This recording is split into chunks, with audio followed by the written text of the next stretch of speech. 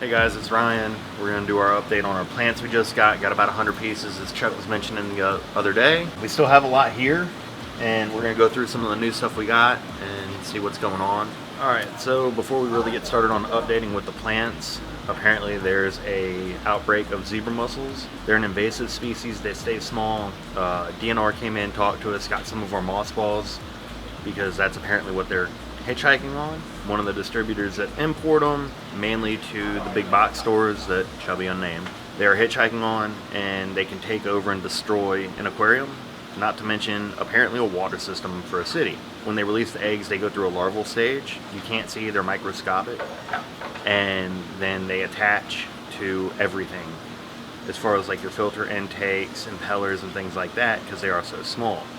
So let alone that can destroy your aquarium equipment.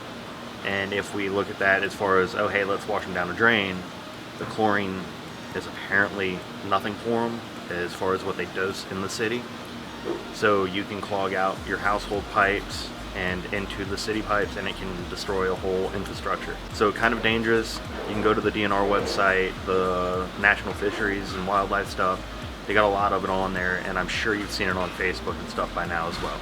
With all that being said, unfortunately, when we gave up our moss balls, we kind of made the decision that we're going to hold off on ordering them for a while, just because we would rather be safe than sorry. We don't want to destroy our equipment, let alone yours. And the way you have to dispose of them, it's time consuming, it's not fun. So we'd just rather not have that issue right now. Alright, so first up, in our new box of cool and kind of unique stuff, got a bunch of red plants on this order. First off is going to be Wiggia Ovalis. So like I said, we got a bunch of the red plants. Add some different leaf structure, some different texture. And as you can see with these, as they grow up with a lot of your red plants, the redder the pinker they get. Depending on your light, it may not stay that way. It may green out. It's not that the plant is dying. It's just either A, we don't have enough light, or B, we don't have enough nutrients in the tank. Most of the time it's the first one. We just don't have enough light. As Chuck said yesterday, we did have some interesting stuff. We still have a lot of it. A couple more species of Wiggia coming in. We'll see that being planted here in just a second. It's all the same stuff. High light, high nutrients as far as your irons, nitrates, things like that. They'll appreciate, and that'll bring out their colors a whole lot more. As you can see, the Wiggia, it's planted. It's all roughly the same.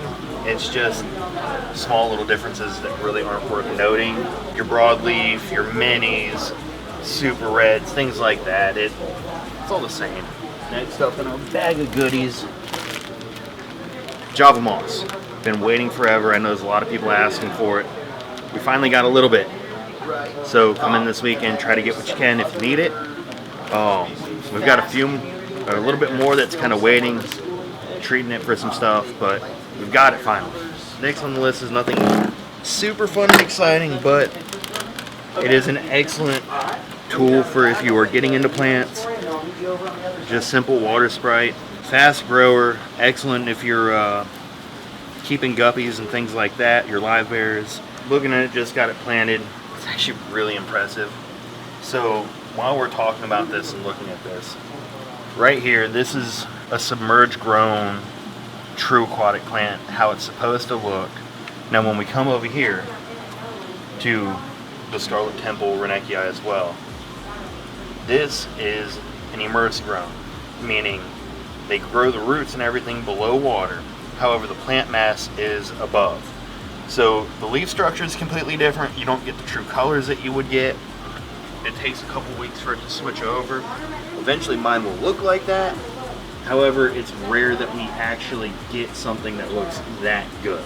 Alright, so day 2, we kind of decided to cut it, get everything planted, and make it look a little better. Let everything settle down, all the dust and everything. You got Anubias Pinto White.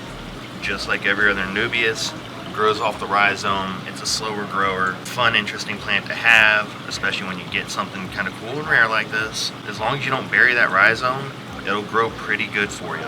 Just give it time. We've got Crinum Calamistrata. This is actually really cool to have. It's not so much a rare plant, it's just hard to get. A lot of farms don't have it, so most of it's imported. It does come from Africa.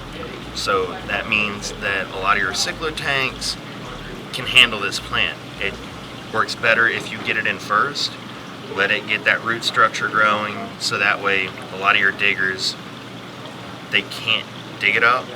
It'll be able to anchor itself down. Really cool leaf structure, definitely an interesting one to have. Slow grower as well, one of those things to where it really doesn't mind a whole lot of light. You can grow it in almost any light. Keep in mind that this is going to get big like the jungle val. You're talking anywhere between 4, 5, 6 foot for a leaf on it. So this will definitely take over a tank, given enough time. Next up, we got our water wisteria. One of the first kind of starter plants you can get off with. Fast growing, grow it in almost any light.